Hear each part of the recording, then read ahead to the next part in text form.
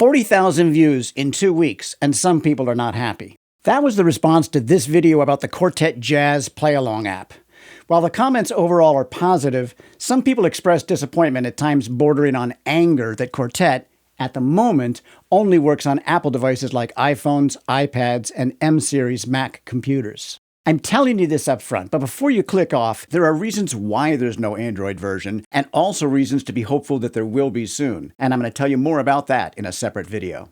Second, don't shoot the messenger. I have no affiliation with the company that makes this app, except that I think it's fantastic, and they've given me an advance copy of Quartet Volume 5, which will be available on the App Store within a few days after this video is posted. And if you're new here, my name is Chase Sanborn, and I'm a jazz trumpet player based in Toronto. If you haven't seen my video about Quartet, I'll link it up here and also in the description. Volume 5 is a collection of 50 holiday and Christmas jazz backing tracks, all arranged and recorded by real and really excellent jazz musicians. To recap, the thing that's unique about the Quartet backing tracks is that they combine actual recordings by real musicians with the ability to change instrumentation and key and tempo. Now, I may be swimming up against the AI stream, but as a human being myself, I'd much rather play with other human beings than a digital recreation, even on a backing track. One thing I didn't talk about in my previous video is how much I love using this app for online teaching. When we're on Zoom, we each have to be able to play the backing track on our end because of the transmission delay. This previously meant trying to find a reasonably good sounding track on YouTube that we could both access. With Quartet, we can quickly call up a tune and we can adjust the instrumentation and the key and the tempo. We're both seeing exactly the same chords on screen, which is not necessarily the case with lead sheets, and if we want to jump to a certain point in the tune, we just click on that bar. And that is so much easier than trying to scroll back and forth on a YouTube video or with an audio file. Speaking of online teaching, let me say, as I always do, that I don't do memberships or paid courses on this channel. The educational content, which is the backbone of the channel, is supported by book sales and folks who come to me for lessons on jazz improvisation or trumpet playing, or really any aspect of playing music. You can find out more at chasesanborn.com. In this video, I talked about the performer who does solo gigs with backing tracks.